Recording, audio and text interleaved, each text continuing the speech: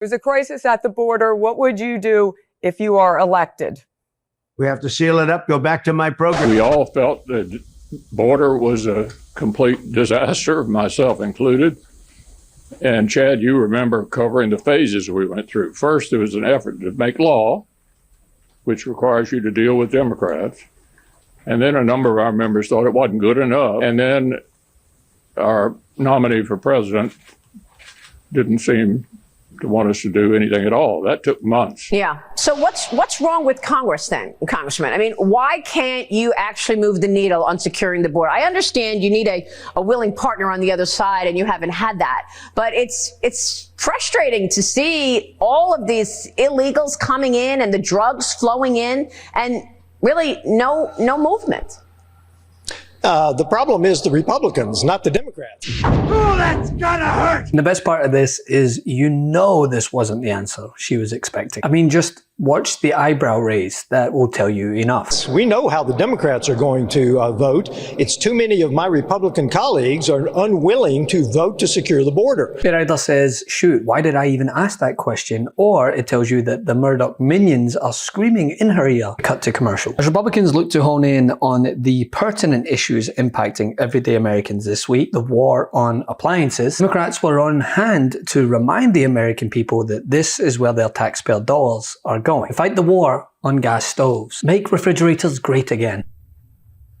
And so I just urge my Republican colleagues to partner with us.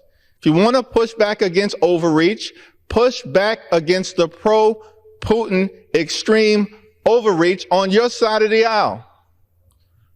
It doesn't want to defend democracy and freedom here and abroad. It's undermining it. And we extend the hand of partnership, as we've repeatedly done, to solve real problems for the American people. But those problems have nothing to do with the dignity of dishwashers, the freedom of refrigerators, or the liberty of laundry. Let's get back to doing the real business of the American people. Vote no against this legislation. That's right, do nothing Republicans who are breaking records for the least amount of bills passed, can't even agree on their own fake outrage schemes, and have failed at their sham impeachments, see 1, 2, and 3, for example. One client. And they brought all of this nonsense into this room, promising evidence of impeachment. And they've delivered zero. But you know who has actually delivered? The FBI. Because they keep arresting the best witnesses they have for their own work on behalf of Russia and China. So they bring these witnesses, they make these allegations, and the FBI says, actually, the guy that you're relying on, he's been telling you lies that have been fed by Russia.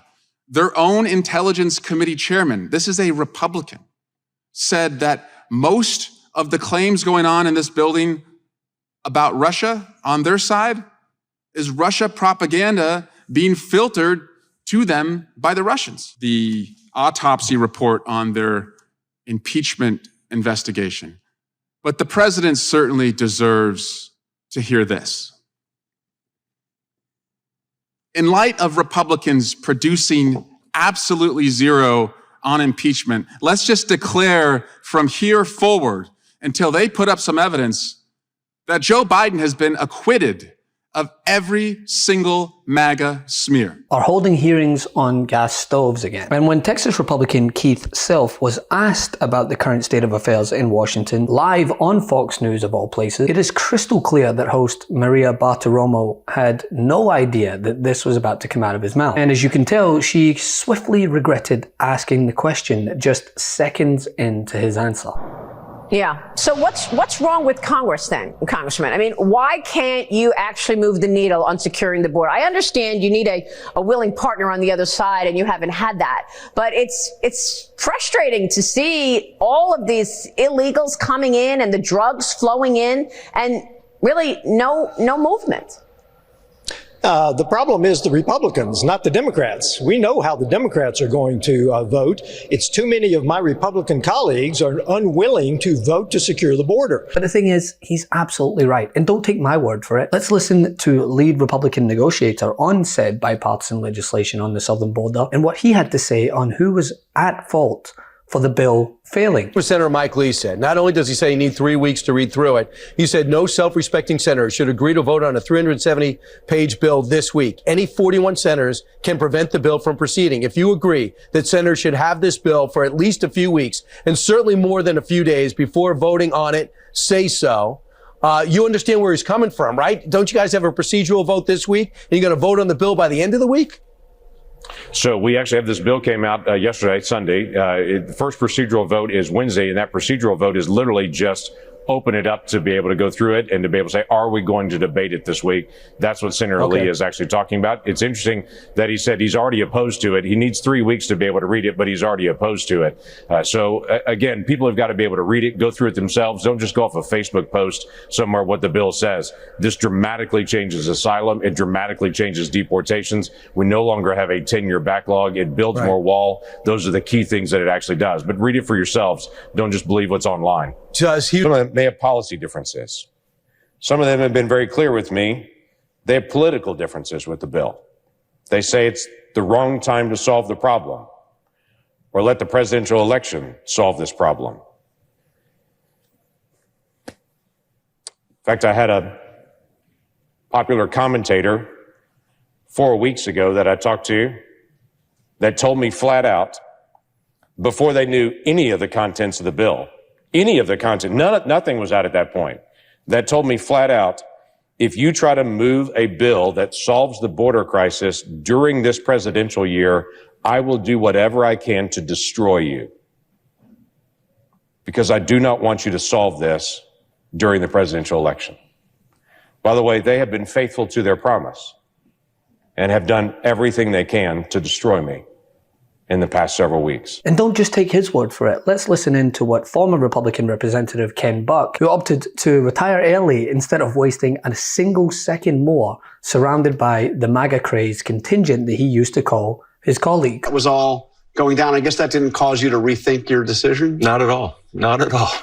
No rear view mirror. Happy to move on. Dysfunctional place. I mean, you must have been pretty intensely frustrated to not only not run again, but to leave early. And you're not alone, obviously. Mike Gallagher just said he's leaving too. Yeah. Well, since this Congress started, there have been efforts to impeach the Secretary of State, the Secretary of Defense, the Chairman of the Joint Chiefs of Staff, the President, the Attorney General, the FBI Director, and in fact did impeach the Director of Homeland, Secretary of Homeland Security.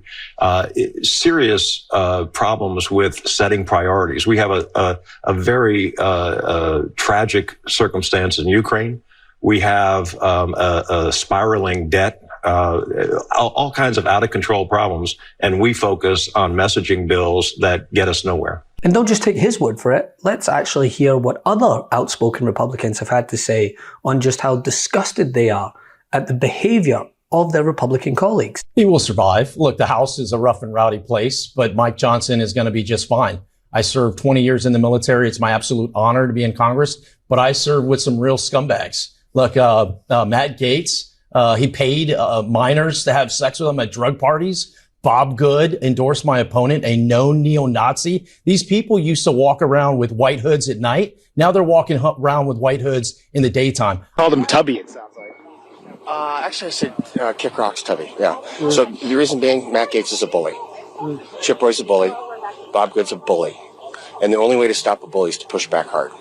The majority of the majority, the vast majority of the majority is sick and tired of these high school antics. The only thing I gleaned from it is that Mr. Van Orton is not a particularly intelligent individual. Disappointed are you at the speaker?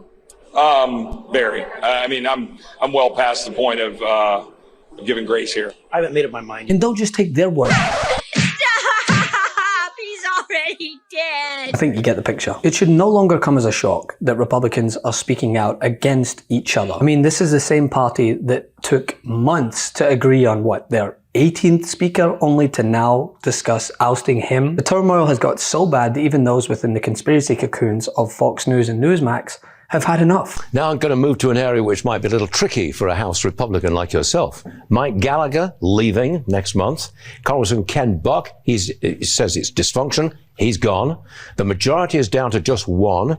Seems like Republicans are in complete disarray. You can't do anything. You still think that you are in line to be Trump's vice president? No, it's up to Donald Trump. He's the only person who will decide this. He's the only person who will decide. And I do speak to him. May I ask what he said to you about being vice president? I never tell anybody my personal conversations with Did the dog story President come up Trump. in a conversation with I talk to President Trump all the time. About the dog? About a lot of things. And right now, I tell you what, he is being persecuted in a political witch hunt in this court case. So I'm proud of him about how tough he is and how well he is doing. Did you bring up the dog? Yes, enough, Stuart.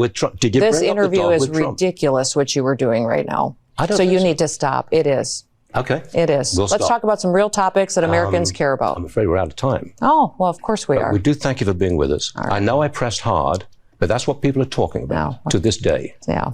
Governor Noah, thanks for joining us. Thank We you. appreciate it. You bet. And a side note on this interview, by the way, why is her PR continuing to book these interviews? I mean, it's just political seppuku at this point. When you look at all this, it's no wonder that Keith Self said this live on Fox News, because how could you possibly be proud of this political party? President Trump has done nothing wrong here.